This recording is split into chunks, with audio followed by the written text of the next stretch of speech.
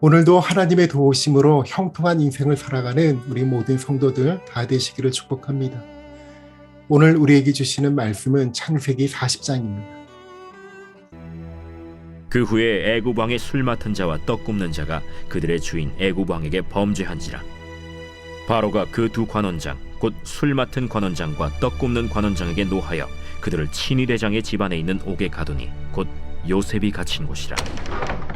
친위 대장이 요셉에게 그들을 수종들게 하매 요셉이 그들을 섬겼더라.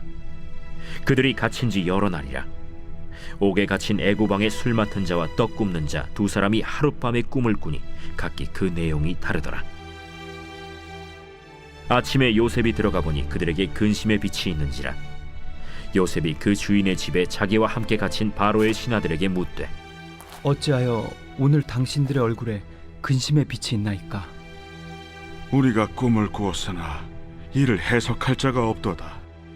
해석은 하나님께 있지 아니하니까 청하건대 내게 이르소서.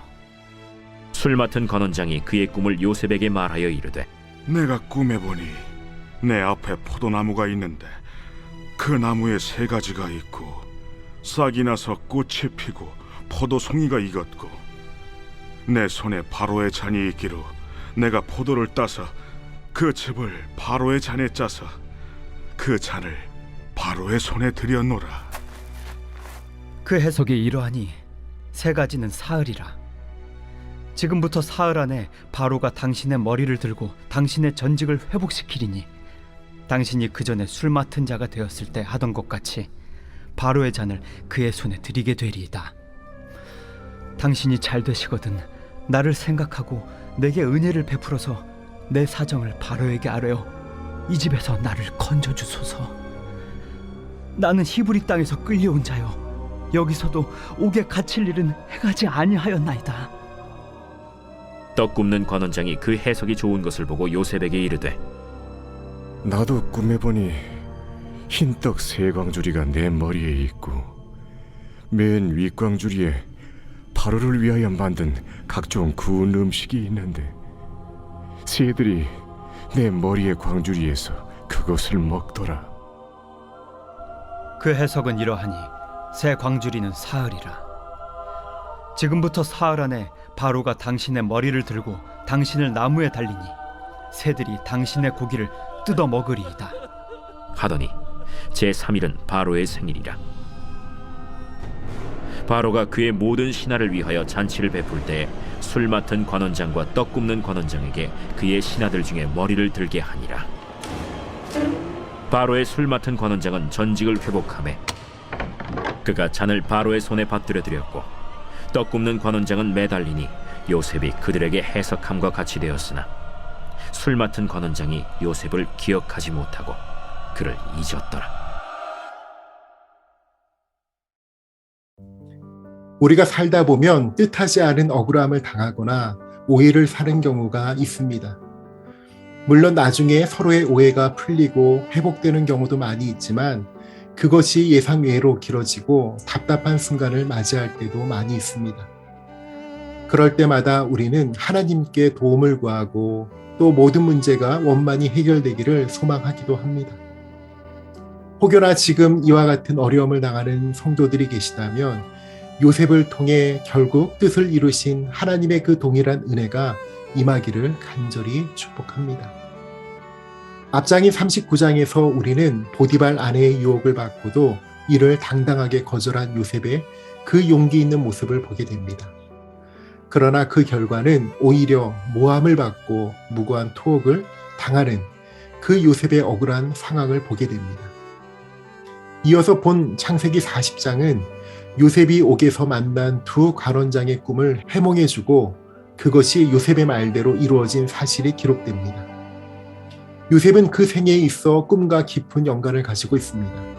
첫 번째 꿈 사건이었던 창세기 37장은 형제와 아버지가 요셉 자신에게 절하는 꿈을 밝힘으로 형제들의 미움을 받고 애굽의 종으로 팔려오게 됩니다. 반면에 오늘 창세기 40장에 나오는 이 두 번째 꿈 사건은 요셉이 옥에서 풀려나 바로를 만나 애굽의 총리가 되는 인생의 대전환을 이루게 하십니다. 이처럼 본장에서는 하나님께서 인간의 꿈조차도 주관하시고 당신의 종을 구원하시며 나아가 전 구속사를 전개해 나가시는 바 하나님의 능력과 섬세한 섭리가 돋보임을 깨닫게 하십니다. 본문의 요셉은 감옥에서 왕에게 죄를 범한 두 명의 관원장을 만납니다. 요셉의 생애를 살펴볼 때 우리는 하나님께서 요셉을 감옥으로 인도하신 이유는 이들과의 만남을 위해서였을 것이라고 생각하게 됩니다. 왜냐하면 이 만남은 요셉으로 하여금 그의 꿈을 이루는 과정에서 중요한 역할을 했기 때문입니다.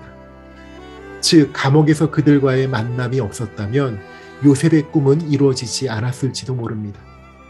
그럼에도 불구하고 당시 요셉이 감옥에서 그들을 만난 것은 일상적인 일들 가운데 하나였습니다. 이와 같은 사실은 우리의 일상에서 일어나는 평범한 일들 가운데 어떤 것은 우리의 생애에 결정적으로 중요한 영향을 끼치는 것이 될 수 있다는 것을 말해줍니다. 본문은 하나님께서 일상적인 일들을 통하여 어떻게 요셉을 인도해 주셨는지 말씀해 줄 것입니다. 그리고 그것은 우리로 하여금 우리의 일상적인 일들 또한 항상 믿음의 눈으로 볼 것을 알려주십니다. 먼저 창세기 40장 1절부터 8절을 보시겠습니다. 여기 1절에 나오는 그 후에 이 말은 요셉이 감옥에 갇히고 친위대장의 신뢰를 받아서 옥에 갇힌 죄수들의 재반 사무를 처리하는 그 위치에 있게 되었을 때를 의미합니다. 하나님은 어떤 사람을 인도하실 때 늘 준비된 사람을 인도하십니다. 이것은 하나님께서 인도해 주시고자 할 때 인도받을 사람이 준비가 되지 않으면 먼저 그 사람이 준비되도록 인도하신다는 그러한 의미가 되기도 합니다. 이처럼 하나님의 인도하심에는 인도를 받을 수 있도록 준비시키시는 그 과정도 포함되어 있습니다.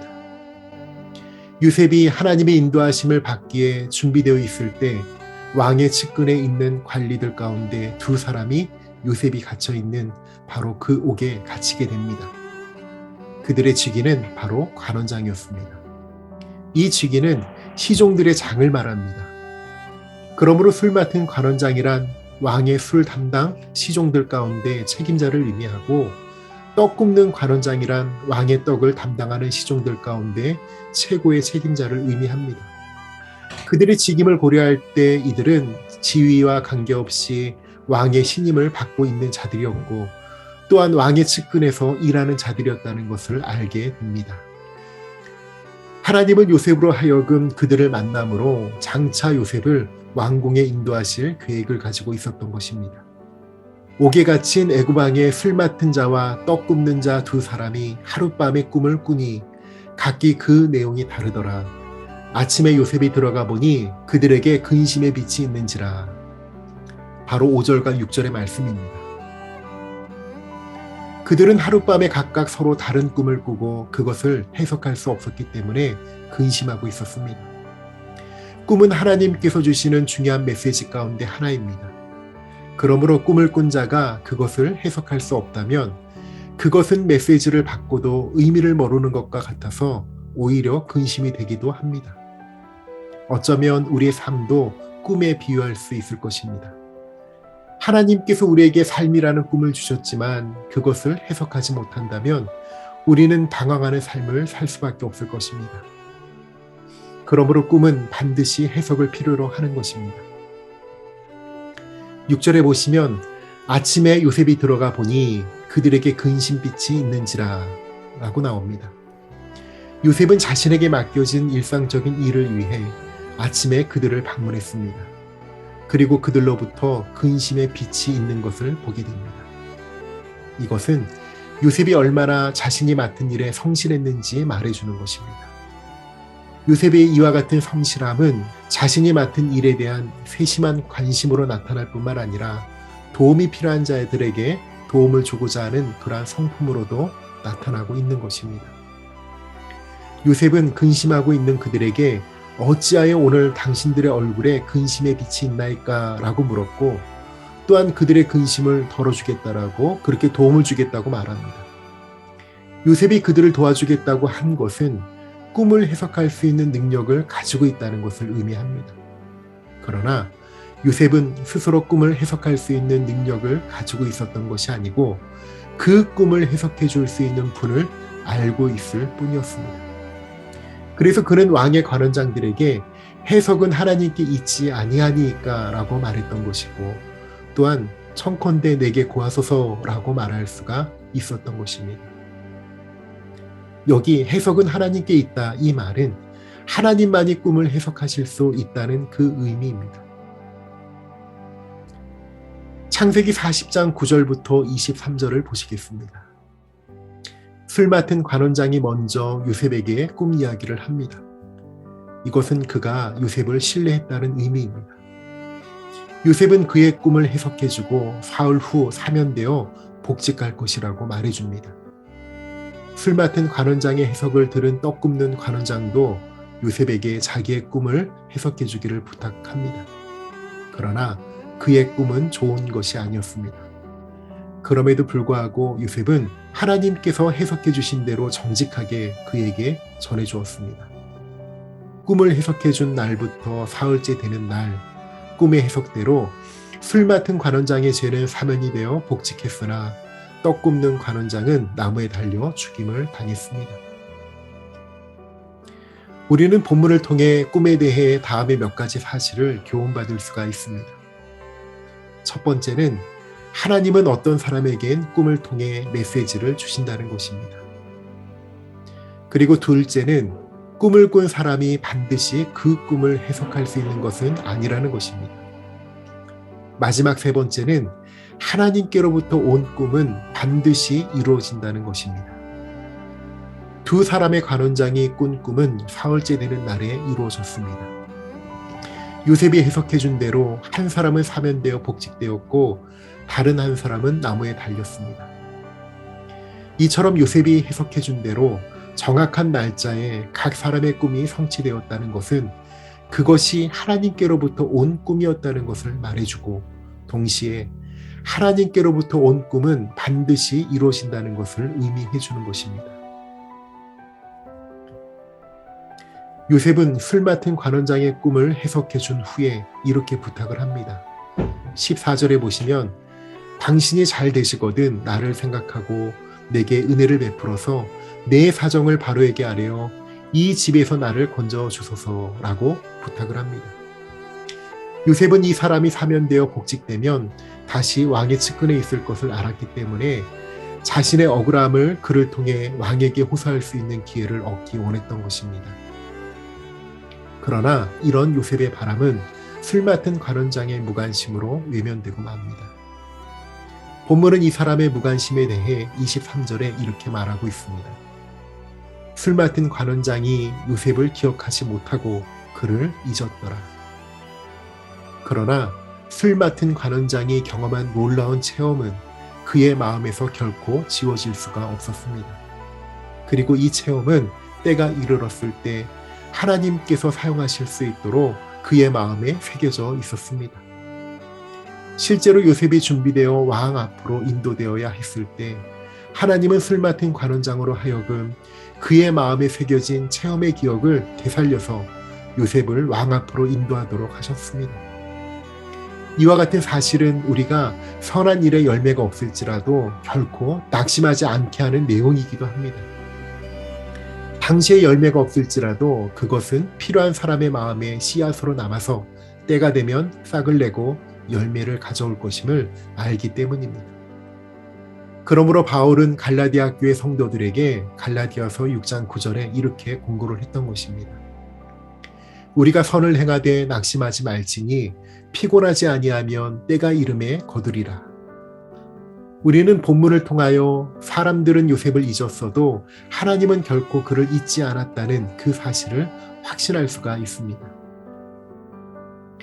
사랑하는 성도 여러분, 억울하게 감옥에 갇힌 요셉, 그리고 믿었던 관원장에게도 배신당한 요셉은 자신의 목숨과 인생이 사람이 아닌 하나님께 달렸음을 새삼 깨닫게 되었을 것입니다. 진정한 문제의 해결은 오직 우리 인생의 큰 그림을 그리시며 인도하시는 하나님으로부터 시작합니다. 오늘 본문을 통해 꿈의 해석이 하나님으로부터 시작하듯이 우리 인생의 문제도 하나님으로부터 해결됨을 잊지 마시기를 바랍니다.